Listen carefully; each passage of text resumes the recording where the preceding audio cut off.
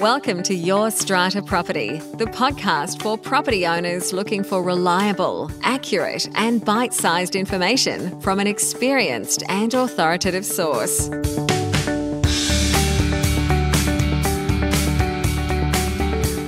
Hello and welcome to this week's podcast episode. I'm your host, Strata lawyer Amanda Farmer, and my guest this week is Michael Teys. This is an edited version of my live chat with Michael, hosted over on the Your Strata Property Facebook page a couple of weeks ago. I invited Michael to share with us some of his takeaways from an international Strata conference that he had just returned from over in Canada. Michael has been a guest here on the show previously. Our most popular chat was back in episode number 331, during which I think Michael coined the phrase, "If you can't repair it, don't own it." And when we were chatting live on Facebook, one of our Strata Manager viewers said that Michael is the most quoted person at his Strata committee meetings. I'm not sure if it's that particular line that gets quoted, but Michael certainly has a knack for good Strata sound bites. Now, in this latest chat, Michael certainly delivers. We talk about world trends in community living that Michael saw coming out of the conference he attended and spoke at. In particular, the role of Strata committee members, or board members, as they're called in other parts of the world. We talk about whether committee members should be professionals. Should they be paid? Should they be trained? Now, I know that's a discussion that's going to resonate with many of you, managers and owners alike. You can listen to the complete unedited version of this chat and see Michael and I on video over on the Your Strata Property Facebook page. There is a direct link to that video in the show notes for this episode. And if the topic of Strata committees and Strata committee meetings is one that you'd like to explore further, I would love for you to join me for a live webinar training on Thursday, the 22nd of June. I'll be sharing how to ensure transparent and fair committee decisions without conflict or confrontation, even if your committee or those you work with is inconsistent or unresponsive. We're kicking off at midday on Thursday, the 22nd of June. That's Australian Eastern Standard Time. Now, these types of training webinars are what we call pro webinars. The level of education that I deliver at a pro webinar is more in depth than previous webinars you might have attended. There's lots of practical how-to information. Sometimes we have guest experts, definitely real-life examples and insights into my own client work and office practices. Property professionals can claim CPD points for attending pro webinars, and webinar replays get banked to our CPD library. For that reason, pro webinars are only free for our pro members. You'll know who you are, but I am able to offer a significant discount on the ticket price for all members. So to access your free or discounted ticket to the Effective Strata Committee Meetings webinar, you want to go to the show notes for this podcast episode. They are over at yourstrataproperty.com.au/podcasts. You'll see this podcast episode number 366 in the top row there. Click through for the links that are posted under the episode. If you're a pro member inside our online community, the link to secure your free webinar ticket is there for you. If you're a member, the link to secure your ticket at 60% off the usual price is also there for you. Members, just make sure you are logged in to access that free or discounted ticket. There's also a link there for non-members to secure their webinar seat at the full ticket price. Full price tickets are $227, but here's the thing. Don't buy a full price ticket. You can become a member for just $67, and you can then get your ticket at 60% off and get access to everything else that's on offer inside our online membership community. That's our Q&A forum where I am online answering questions for Strata owners and managers. Our library of Strata templates, including template bylaws, that alone is valued at over $4,000. The recordings of our past webinars and your opportunity to book a 1-hour one-on-one online chat with me where we can work through your specific Strata challenge. So there's a special link in the show notes for non-members which you can use to secure both your month-to-month membership and your discounted webinar ticket. The Effective Strata Committees webinar is happening on Thursday, the 22nd of June, kicking off at midday. Unlike other webinars, there won't be a replay going out unless you've secured your spot. The replay will go to ticket holders. So get in, get registered. Links over in the show notes at yourstrataproperty.com.au/podcasts. I'll take you right on over now to my chat with Michael Teys. Michael is a corporate advisor, a researcher and training presenter who works with property professionals, institutional property owners, and property managers navigating complex issues relating to strata title property and management.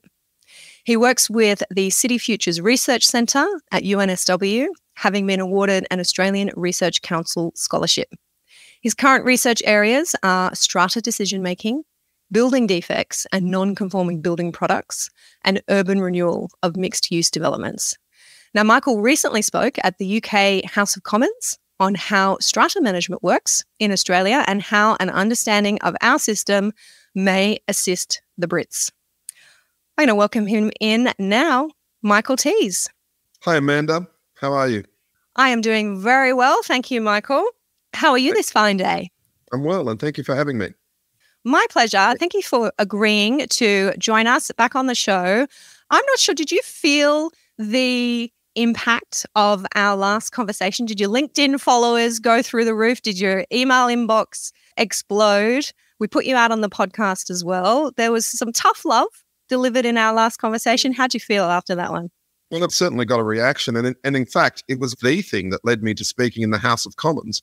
And I meant to thank you for that. But I didn't know that. Tell me more about that. An international academic picked it up online and made contact with me and asked me while I was in England, attending Oxford and doing some work there, if I would bother popping into the House of Commons to give them a little lesson on how we do it. So your work has tentacles everywhere. Lovely. That's so great to hear. And look, as has already been posted here in the comments, what you had to say in that live chat, which then went out on the podcast, was so impactful. What I will do is just ask Rochelle and Mina to make sure we've got the link to that podcast episode in case we've got some new listeners, as we often do each week, who aren't familiar with our previous chat. We'll make sure we've got the link here for people to go and check that out. But Michael, you're a busy man. You have been in Canada just last week, over in Vancouver. Tell us, what were you up to over there? So in Canada, I was lucky enough to attend and speak at the International Research Forum on multi-owned properties. Multi-owned properties is a term that international strata academics are starting to use because we have different language in different states and territories and countries. So multi-owned properties is something that we sort of can all get behind, but it covers condominiums in America, leasehold in England, strata in Australia and other places. So it's a conference of academics. There were 16 papers given. They were terrific.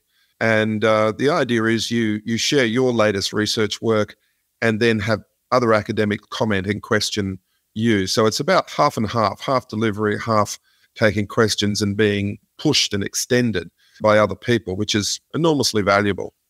And I saw you post on LinkedIn, Michael, that it always is. I've attended the conference a couple of times myself, and you said it always is a refreshing conference to attend. Nobody's trying to sell you anything.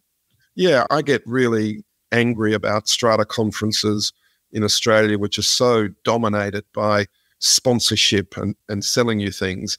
And I like the free exchange, the very generous exchange of really good information at this particular conference where, you know, the best people on their topics get to speak, not necessarily the people who sponsored the Strata Managers Association. And I think that's important that people get access to a variety of views and not just the views of those that are the big wheels in servicing strata communities. Mm. And speaking of the right minds and the big ideas, you presented a paper at this conference? I did. I presented one on a piece of research that I'm about to release on mixed-use buildings. And strangely, you know, although these mixed-use buildings have been pushed by planners and local authorities for decades to try and get our cities to become more vibrant, and they often occupy some of the most iconic property in our cities, but it has had very little research done about what it is like to own a property, what it is like to develop one of these properties, and what it's like to manage one of these properties. So I'm just completing a piece of research on that, and I presented the findings of that, in which I talk about how are we going to bring these big multi-complex things to an end when their time is up. And we've spent a lot of time focusing on the renewal of residential strata high-rise, but we haven't given any attention at all to what we do with the mixed-use buildings. And they present even further complications because of leases to supermarkets and day hospitals and hotels and cinemas and all sorts of things. So I've been working on that now for 2.5 years, and that research will be out shortly. Well, we'll look forward to seeing that. I know that I often have a number of owners that I'm working with in my legal practice who are suffering some confusion, some difficulties in mixed-use buildings because there are some really complex arrangements. And they're often arrangements that purchasers, when they're buying in, are not aware of. I can give you a little snippet, but one of my things the research is showing is that developers and developers' lawyers have enormous autonomy and power in the way these are set up, far more so than in a simple single-use residential strata. So there's not as much consumer protection for people. So people buying into these places are getting documents and things that are weighted more to developers rather than to the interests of owners. And also coming through very strongly in the research, weighted towards the big anchor tenant. So if there's a Coles or a Woolworths or a Hoyts or something like that as the anchor tenant, they're really dictating the terms, and the residential people are sometimes left behind, yet end up with the biggest share of the levies. So that's an interesting part of that research. But we can talk about that another time. Yeah, definitely. Let me know when that's out and we'll have a chat about that one. Back to the International Research Forum on multi-owned properties. Can you give us, if it's possible to narrow it down, can you give us one highlight from the forum? The highlight for me was the paper that wasn't delivered.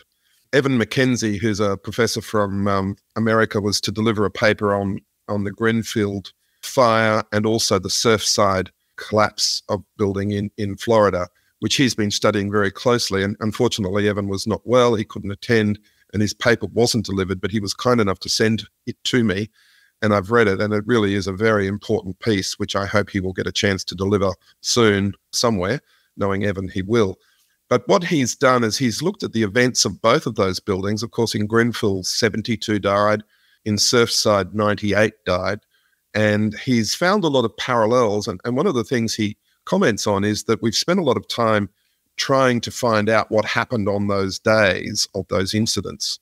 But we haven't spent much time looking at the institutional and the legal and the political circumstances surrounding all of that. And indeed, the conduct of the condo board members, so in Australia, the Strata committee members, particularly in Surfside. And boy, there's some really terribly tragic circumstances there. It's very evident that the committee knew about the concrete spalling, that they knew that there were serious structural foundational problems with the building. It was expensive. They didn't have the money. They wouldn't raise the money. And the building fell down and killed 98 of them. And it is a tragic case. Now, there are other circumstances, and we won't know the full reasons and the full contributing factors to that for some time. There's a major inquiry, as you can imagine, happening in Florida. But what we do know is that the committee knew about these things. They'd had engineers warning them. And it seems that there's a degree of inactivity or reluctance to fund the repairs that has contributed to the deaths of these people. And, the repercussions of that are being found around the world and will certainly reverberate to our shores. One of the things that's happened in America as a result of that is one of the big banks, or the purchaser of mortgages in America, is called Fannie Mae. And the Fannie Mae has issued an edict to the banks that they won't be allowing the banks to lend any money to purchasers in units unless the bank does due diligence on not only on the reserve funds, but also now the governance of the way in which people are behaving as board members. And they've set a benchmark of 10% of operating budgets. If you're not contributing 10% of your operating budget, in our language, that would be your admin budget. If you're not contributing 10% of that to your reserve fund each year as a bare minimum, the bank won't finance you. So that's really important. And I think we will see some of that type of activity filter through to Australia, where banks start to get more concerned about the safety of these buildings and the future of them, and whether they're strong enough to stand up and whether they're going to cause damage. That's a very significant development. Yes, I was going to ask you what legislative intervention, if any, had happened in the US after that tragedy, because I know there was an inquiry happening and a lot being written and spoken about over there. This concept of the banks not lending on properties where there isn't good governance, there isn't due diligence, there isn't a proper commitment to funding repair and maintenance, I think that has to be the answer. There are just so many frustrated owners out there in these communities where this is not happening and there's no legal framework. The legislatures are not providing the answer, then it seems to me in America the banks are. But what is also important is that the legislatures in America are moving. As a result of this, the Florida Senate Bill 4D became effective in May last year, and it prescribes three things. It says that you must have a benchmark survey done and a study done every 10 years about the structural soundness and the adequacy of your reserve fund. The second thing is that you must fund the reserve fund to that level. So there's none of this kicking the can down the road anymore. If your reserve fund says you have to raise X, then you have to raise X, and it's an offence not to. And the third thing is they're making board members personally liable for any failure to raise the money. So that's starting to drive regular and responsible funding of reserve funds. And as you know, that's been something that I've been strong on for a long time, that, if you are going to own strata property, you have a responsibility to put money aside every year to fund its replacement, its repair and its replacement. And if you don't do that, you're breaching your duties as a property owner. And it's not fair to kick it down the road and to leave it to the owners of the day when something arises, because they then won't be able to get the money, they'll ignore their responsibilities, and as we saw in Surfside, bad things can happen.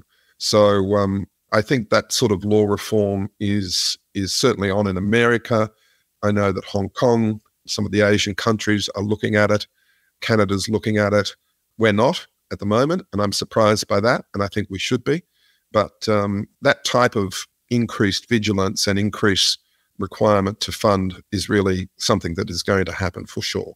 I'm wondering if the advent of our Strata hub in New South Wales and the annual reporting that we're now required to do, which includes letting fair trading know what the balance of your capital works fund is that a step towards this kind of system where there's some intervention? If there is not a sufficient balance in a capital works fund, then the government's going to start issuing orders or directions of some kind.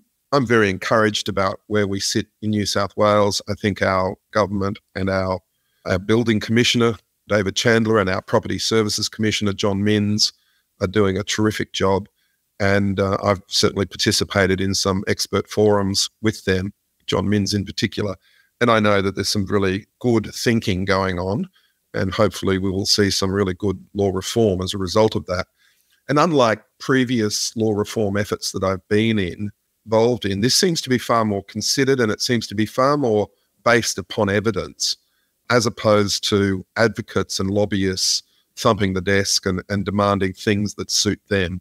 It seems to me that the reforms that are being delivered by New South Wales are considered, they're backed by evidence, they're apolitical. Some of them are tough, but they have to be. And we're really starting to see some good things happen.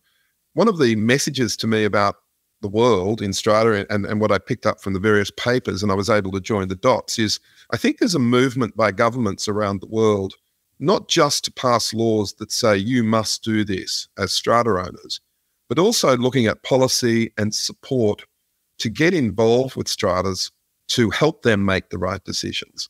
So that's something that I haven't really picked up before. But there's three jurisdictions in particular. In Ontario, in Canada, there's a very good help desk and support service that's been put together where people get real constructive assistance in the way in which they're making decisions. So going beyond telling them what decisions they have to make, really helping them consider issues and make better decisions. And I think in New South Wales, we're in that category now where David Chandler is starting to get involved in buildings that haven't resolved their building defects in the last 6 years. But rather than sort of wielding the stick and saying you've got to do it, he and his team are actually asking people to come in and helping them do it, helping them get on with, and avoid court, avoid the need to spend money with lawyers, and issuing remediation notices where that's possible and appropriate to developers to get the work done. So that interventionist style. And then one of the perhaps more frightening events in this series is in China, where the People's Republic of China are actually now having a role in appointing people to the boards of various condominium buildings, because they've recognized, as so many have, that strata communities are very important functionaries in democracy, in society. And so the PRC is involved in, who you put on your board. So, there's a spectrum there of intervention, and I'm interested to see how that unfolds, because strata communities have become very important. We now have, what I call strata health and safety. It's not work health and safety, it's strata health and safety. And people's lives are being affected, and also buildings are having an impact on other people around them and other things around them. It's not just an inward-looking thing, it's an outward-looking thing. It's a micro-government. And as a micro-government, it has powers to affect the way we raise children, the power to affect the way we look after the frail and old. It's a significant player in community. And the government's starting to see it that way, not just as a group of people looking after their property. I'm not sure if it was the last time we spoke, Michael, or whether I was looking at this separately from our conversation, but there was some draft legislation, possibly this time last year even, which would give the building commissioner power to make orders in relation to buildings, older buildings, where repair and maintenance wasn't being carried out, not necessarily intervening in the builder-developer owners corporation relationship, but more so down the track where there is common property that hasn't been repaired and maintained. Is that still in draft, or have I missed the memo on that? I'm living for this. Okay. It's still on the table. There's been, of course, a change of government in New South Wales, and the new government is certainly behind it. I don't know whether it will now get drawn into it. It's on the table as a bill for consideration. Comment. I think comments have closed, but it is a very, very powerful piece of legislation where as you say, the commissioner will be able to intervene in any strata scheme, and where they are not fulfilling their obligations to repair and maintain. And that might be as simple as, not fixing water penetration in someone's unit. And these cases that are before the tribunals will be the subject of this intervention. And owners corporations will be given work orders in the same way that people responsible for building defects have been given them. And I'm living for this. I think this will be a useful tool for those recalcitrant owners corporations that just won't do what they have to do for various reasons. Now, I don't know whether it's going to go through in its present form or whether it might get wrapped up in new Building Act legislation. That is to be seen, but it's definitely on the cards. And I was expecting it, or I was told that we should have it through by the end of this year. So it's coming. And I think, whether it comes as a standalone piece of legislation or wrapped into something else, I'm sure it's not going to be left behind, because there are strata entities that just won't do what they have to do. And there's really been no consequence of that. I mean, apart from a lot owner dragging them along to the tribunal. A lot owner with a lot of money to spend, by the way. Yeah. Not only a lot of money, but a lot of courage. It takes a lot of courage to start a proceeding against your co-owners, your neighbours, and to, even though the tribunal is meant to be informal and inexpensive, there is still a degree of formality about it, and it's very expensive. So I think this type of legislation is good. However, we get a problem, don't we, where do you draw the line? Is the government going to be involved in every blocked toilet? Is the government going to be involved in every skirmish about impolite behaviour or parking? And the lady that's running the Ontario support service was talking to me in the breaks, and often it's the breaks that you find out the real information. But she was telling me in the break that they are just inundated with pleas to get involved in things that they just can't get involved in, the state can't be doing. So I think it's going to be a matter of balancing the big issues. What are the big issues where government and government authorities can help, and what are the issues that people have to just deal with themselves because government can't run our buildings? So it's an interesting time. And I think getting that balance right will be a challenge for all of us. But I hope that it's the beginning of more resources to support owners and to support owners' corporations in the way in which they conduct their business. Mm. So a world trend when it comes to increasing government intervention in our residential communities, a focus on good governance, a focus on due diligence. Any other trends that you saw coming out of the International Research Forum? Yeah, look, I think academics have for a while started to realise the social implications of strata entities. And I see that, there was an excellent paper by my colleagues from the UNSW City Futures Centre about the impact of strata living and strata governance on raising families and children in strata. And I think that focus on these entities as real players in the social fabric of our society, I'm picking that up as well. Mm-hmm.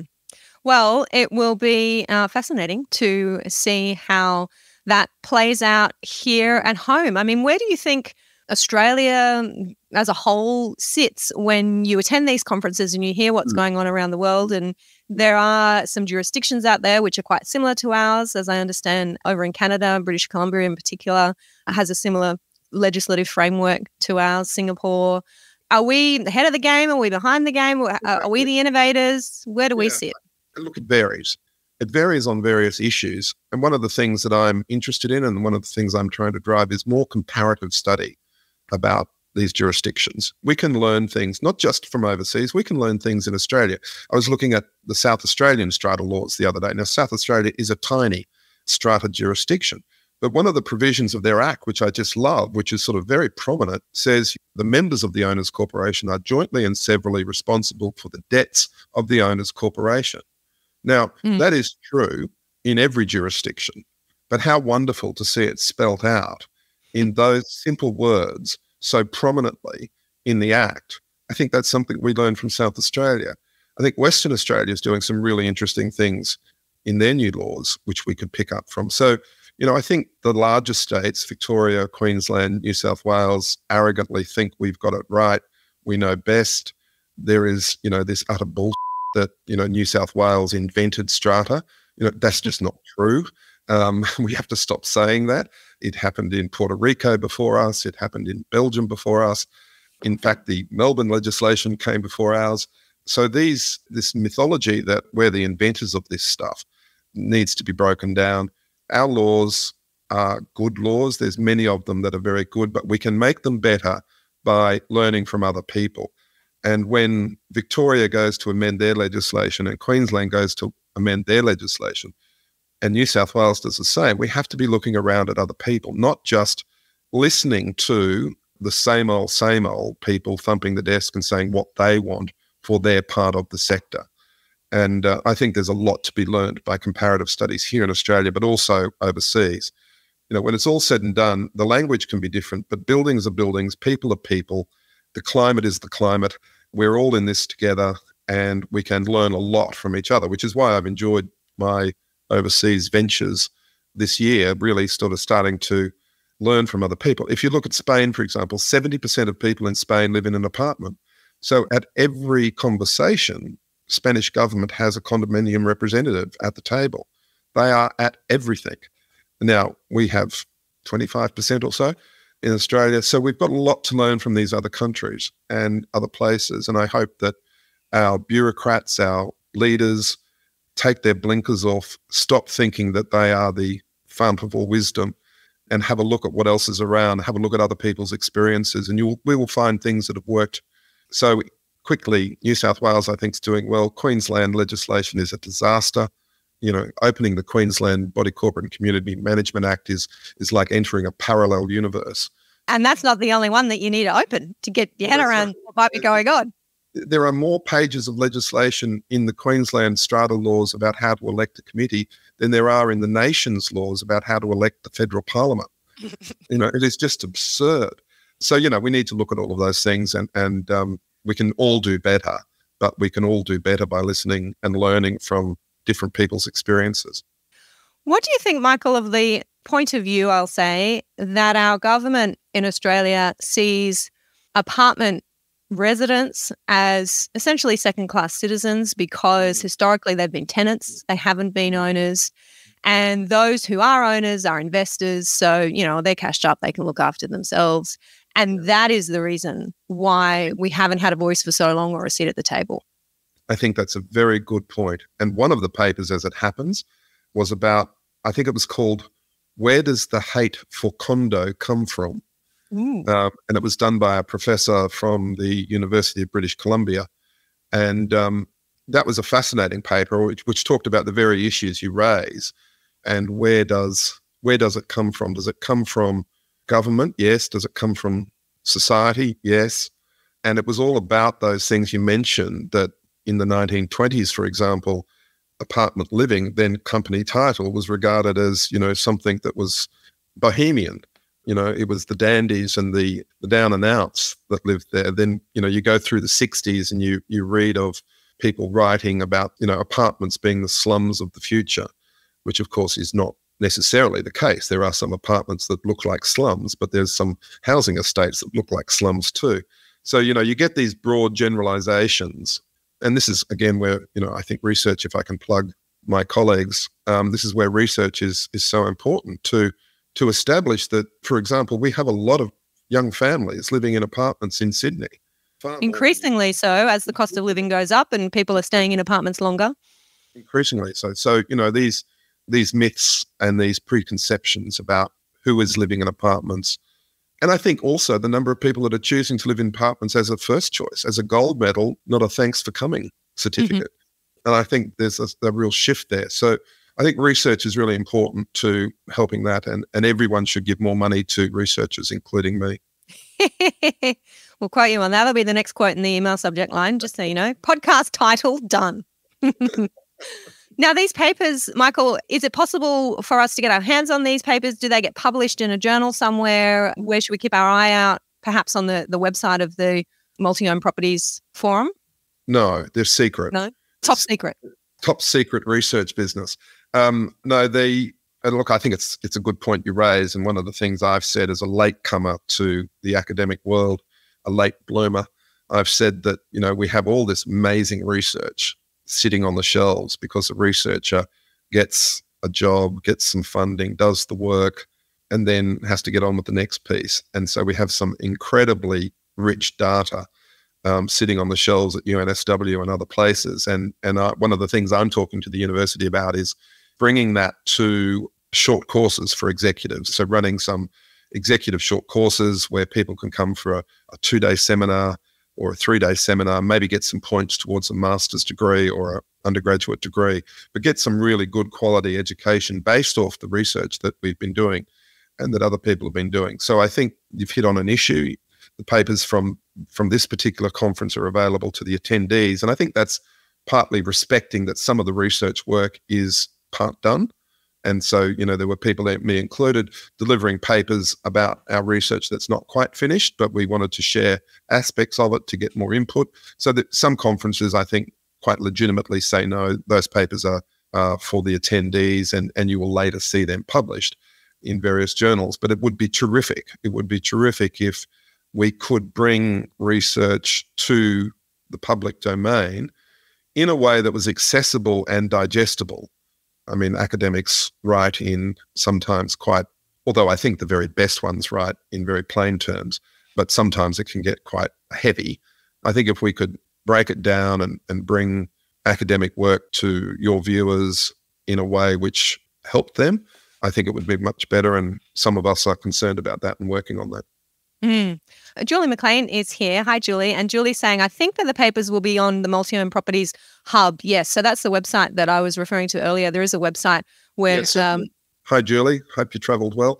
But I think the Multi-Owned Properties Hub is a good one. And we were certainly encouraged at the conference to put the papers up. So I don't think the papers are going up by the conference organisers, but people can go to that hub and get some really good material. And hopefully people at the conference, as their material is ready to be published, will be putting it up there. Great. Now, there is a lot of chat going on here on live today in these comments. I think there's some conversation going back and forth, some long comments that I haven't been able to get my head into, but I did want to come back to Megan's comment here, Michael, I think Megan posted this when you were talking about our government potentially having more involvement in our communities and being able to issue orders and directions, and the personal liability that the US government is looking at for its committee members out of tragedies like the Chamberlain Towers collapse. So Megan is asking, is the personal liability for board members, presumably Strata committee members, a further deterrent to participation when we're talking about communities that can't even get a Strata committee together sometimes? And I'm seeing that more often these days, I have to say. Look, I think Megan's point is a good one. And I think, yes, it will act as a deterrent. One of the things that Evan McKenzie's paper deals with is how do we incentivize people to sit on boards? And this brings the question of board payments or payments to people for sitting on boards. And Evan made a terrific, or what I think is a terrific idea, where he said people should be given a discount on their levies for sitting on boards. And I really like that idea. I've seen people being paid as committee members and it hasn't worked well.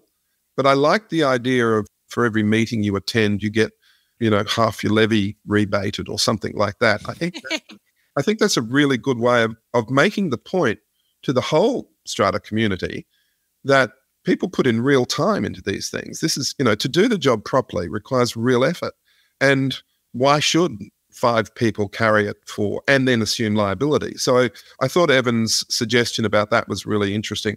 The other suggestion that Evan had was to have at least one professional board member on each committee. So have a training course where people become professional Strata committee representatives or members, and then have one on each board and make that a requirement. So I thought that was an interesting innovation. But look, we have to look at these things. We have to be talking about these things because we cannot go on as we are. We can't keep passing new laws that put new responsibilities on people and not give them support. It's not right. I mean, I think it's right to put responsibilities on people, but I think government has to match it with support. And, if you look at a lot of these things, local government is the one that benefits most financially out of the condominiumization of the world, because, the more condos there are, the more ratepayers there are, the less parks and gardens and things there are for them to fund. Some of that money has got to be channeled back into supporting owners and committee people. So whilst I think Megan's point is right, it will deter some. I think there's got to be a balancing act where we make it worthwhile for people. And not just in a monetary sense. I think we can make it worthwhile for people in terms of their civic duties and their civic responsibilities. I mean, lots of people volunteer for lots of things. I'd like to start seeing a campaign where we say, when you volunteer to be on your Strata committee, you are actually serving the community. It is a public service. Now, it's a public service directed to your micro community, but nevertheless, it is an act of generosity. It is an act of public service. And I think we can make it rewarding for people. I know that there's lots and lots of people out there with talent that if we could polish it up, and if people thought they were attending a really ordered, functioning thing rather than a bun fight, then we would, people would want to be on these things, and they would derive not just monetary reward for it, but also a sense of purpose, a sense of, being able to serve. And I think we've got to think about the way we speak as professionals about Strata. I'd like to see us stop denigrating or making jokes. I saw, and I think it was Julie, Julie made a point about, clap, children, leaks, animals and parking. I think we've got to stop talking about those things. I think we've got to stop belittling what we do. What we do is very important. It has a direct bearing on people's emotional well-being and their financial well-being. And we have to stop people joking about Strata and writing it off as something that's trivial and insignificant. If you look at some of the things we do, yes, on their own, they can be trivial. They can be viewed as trivial. But by and large, these are very important entities that are making important decisions about things that directly affect the way we live. Can I use my balcony for a barbecue? Where do I park my car? What time can I swim? Who can I have visit? What can I cook? These things are very important decisions, and they need to be regarded as such.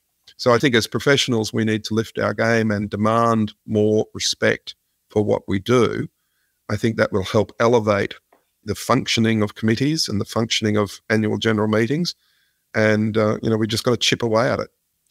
One point that Rena made in our podcast recording today, which everyone will hear come out on the podcast, is that committee members are essentially, by their volunteer work, subsidising the scheme because they are doing work of value which no one else pays for. The committee members pay for it with their time.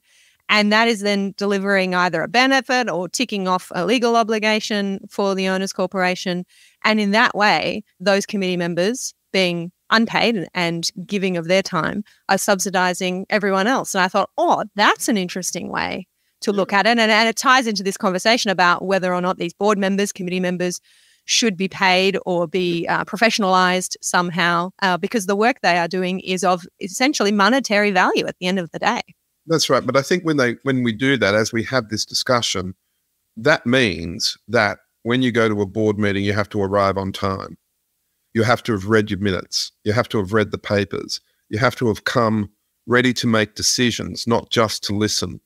So, if we are going to professionalise boards and committees, then people need to understand that that comes with rigour. That comes with, some real discipline about, what you need to do in order to be there. And that's going to be quite hard to manage and quite hard to instill. But I think just because it's hard, we can't turn away from it. Just because it's hard, I think we need to step up and start better supporting people. And I think we've got the OCN working very hard, aspects of SCA work for strata lot owners, your service does. But beyond that, I'm struggling to think who really supports lot owners and committee members.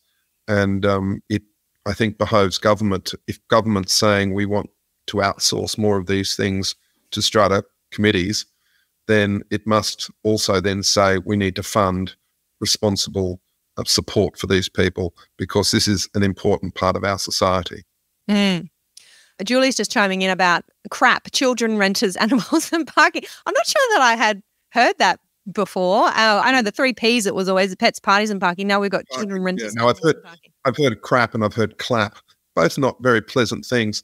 And, Julie, I didn't mean to single you out there. And I know you were quoting Gary Bugden on that. I should have sourced it to Gary as well. And I think when Gary was making the point, he was doing so, again, in a room of people that were dealing with these things on a day in, day out basis. So it's sort of, it's not a criticism so much. But what I am saying, and I'm sure Julie will accept this point and back me up, is that when we're talking to government, when we're talking to policymakers, we have to be demanding that they take these issues more seriously than I sometimes think they do. The fact that, for example, in New South Wales, the minister for strata is always the lowest ranking minister on the totem pole. Well, hang on. There is no minister for strata. Wherever it sits. And there's some great exceptions to that. Victor Dominello did a fabulous job for New South Wales in that spot, but it was the rarity. In my experience in Queensland and Melbourne and here in Sydney, it's often the junior minister, or alternatively, it's the party hack who's on the way out, who's given the portfolio as a thank you gift. So we've got to get it up the list. And the way we get it up the list is to make the point quite vocally that these things matter. We've got 2.5 million people or 3 million people living in this. It's $1 trillion worth of property, and it's 900,000 entities that are part of our community, are part of our society, and have, if Kathy Sherry was online, she would say, these entities are governments because they make laws that affect people. That we have laws being made by private citizens. In New South Wales, we can resolve to sell your unit against your will. So, these are increasingly important. Yep.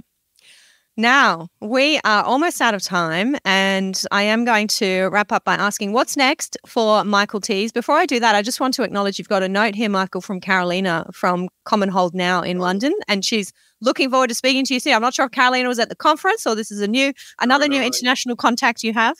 Yes, I'm doing some work with Commonhold Now to help them turn around 1,000 years of puritanical feudal law systems which oppress 4 or 5 million, I think it oppresses 10 million people in London who are living in leasehold flats. And it's a great cause. So, Carolina, I will be in touch with you and your co-conspirators. And I'm really enjoying helping you. So is that one of the things that's next for Michael Teys, or what's on the agenda? What's next for me? Look, more research, more research. I love studying and getting to the facts of problems. You know, as a lawyer, Amanda, we were taught and we are taught to get to the answer quickly. As a researcher, I'm being taught to wallow in the muck and to understand the issues better.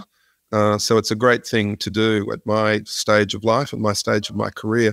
I'm thoroughly enjoying it, and I hope that I can make a contribution to society by continuing to try and better understand these things. I'll be lecturing, I'll be delivering some courses for UNSW, focusing on allied strata professionals. I think there's a lot of work to do with people like valuers and surveyors and architects and engineers and local council officers that miss out on understanding what we do and how important it is. And they are very instrumental in affecting the things that we live in and we work in. So I want to do some work with them over the next couple of years. Well, we will look forward to seeing all of that roll out. Is there a place that our viewers can go to get on an email list for you or find out more about what you're doing? Where can they go to connect with you? Look, I'm most active these days on LinkedIn. It tends to be where I post. I do post blogs on my website. So certainly michaelteys.com, or get me on LinkedIn and keep up with what I'm up to. And I like to sort of try and post things that are helpful, that are provocative, that, you know, get us thinking. We need to think deeply about these things. And if I can make some contribution to that, then it's a good thing. Well, you are definitely doing just that. If the comments here on Facebook and coming through LinkedIn mean anything, you are having a huge impact, Michael. So please do keep up the good work for all of us here in Strata. And we will look forward to continuing to follow what it is that you're researching and what you're coming up with for us. Even though I hear you as a lawyer, we're trained to come up with the answer, the solution, and it is an uncomfortable spot to be in, no doubt, as a researcher, to just be wading around in that muck. But you're doing a fabulous job. Thank you. Thank you very much, Amanda. Lovely to be with you. Thank you for listening to Your Strata Property, the podcast which consistently delivers to property owners reliable and accurate information about their strata property. You can access all the information below this episode via the show notes at yourstrataproperty.com.au.